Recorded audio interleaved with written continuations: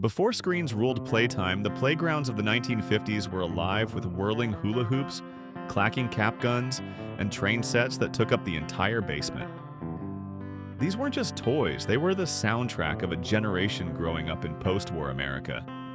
Step into a world where imagination led the way, and every backyard became a battleground, a racetrack, or a Wild West town.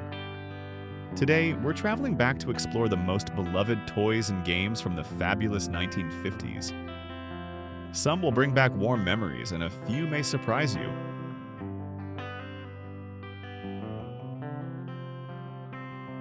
The toy that took the world and the hips by storm. The hula hoop wasn't just a toy, it was a movement, literally. Launched by Wham-O in 1958, it sold more than 25 million units in under 4 months. That's almost one hoop for every child in America at the time. It started as a simple plastic circle created by Wham-O, but soon it was a national craze. The toy was inspired by bamboo hoops used for exercise in Australian schools.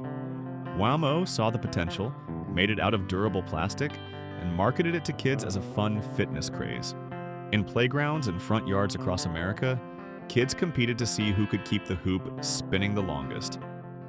Tricks were invented, contests were held, and hula hoop fever even made it onto national television. Do you remember schools banning them because students were too distracted?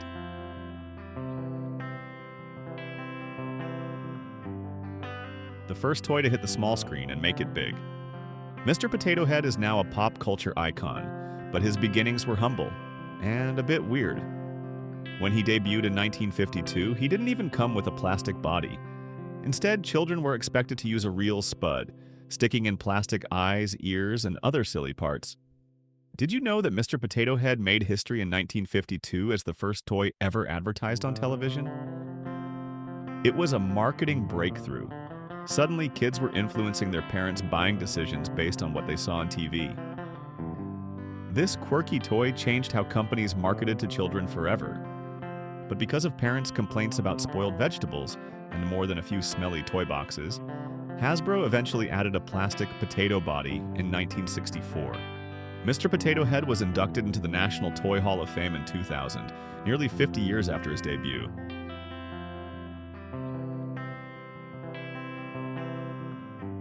Bang! Bang! The Wild West wasn't on TV, it was in your backyard.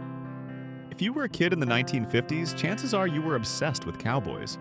Television shows like The Lone Ranger, Roy Rogers, and Gunsmoke sparked a national fascination with the Old West, and toy makers knew exactly how to cash in.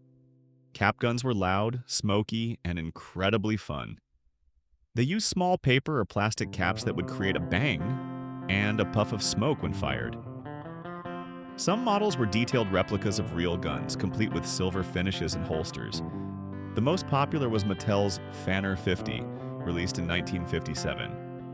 It even had a quick draw feature and realistic cowboy styling, and was a must-have for every wannabe cowboy or cowgirl. The toy industry called this the Western toy boom, and it lasted almost a decade. Little known fact, by 1955, Western-themed toys made up almost 40% of all toy sales in the US.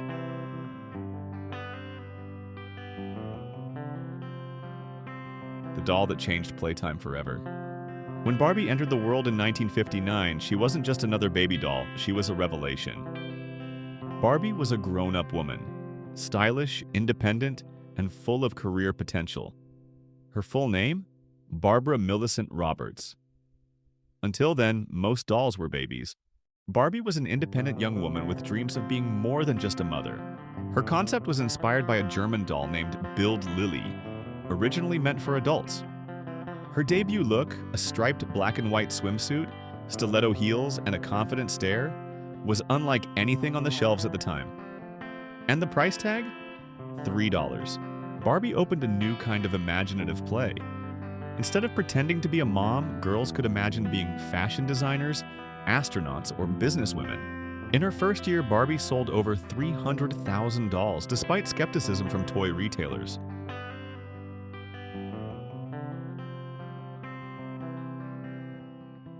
It walked down the stairs and into toy history. The Slinky was invented in the 1940s but hit peak popularity in the 1950s. It was created by accident when naval engineer Richard James dropped a tension spring and watched it walk down a shelf.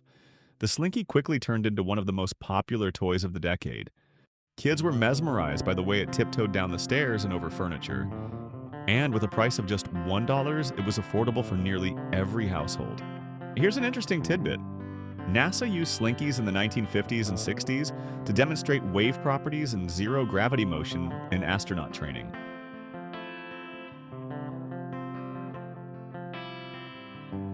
All aboard, the toy that built lifelong hobbies. Electric trains weren't just toys, they were a family affair.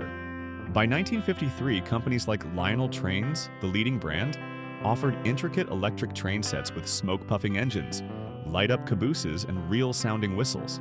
It wasn't just a toy, it was a hobby. Fathers and sons spent weekends building tiny towns, tracks, and tunnels in basements and garages. These setups could take over entire basements, with miniature towns, tunnels, bridges, and tracks twisting in every direction. Fathers and sons often bonded over building layouts and operating switches. In 1953, Lionel hit its peak. Its holiday sales beat out every other toy company in the country. Here's a surprising little fact. Lionel trains were so popular, President Dwight D. Eisenhower had one installed in the White House for his grandchildren.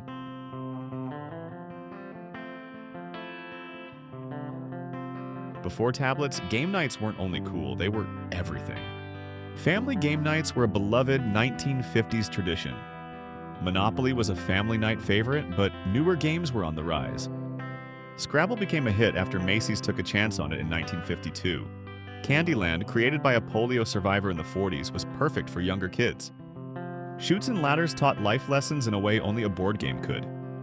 These games weren't just entertainment. They helped families connect, compete, and laugh together.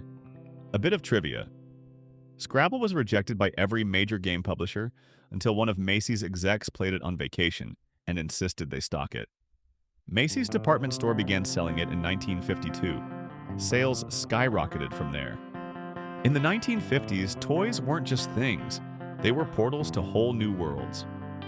Whether you were twirling hula hoops, building epic train towns, or dreaming big with Barbie, every game was an adventure.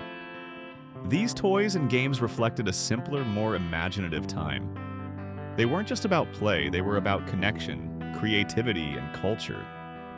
Which of these toys do you remember? Did you have a favorite? Drop it in the comments, and don't forget to like and subscribe for more vintage memories from the good old days.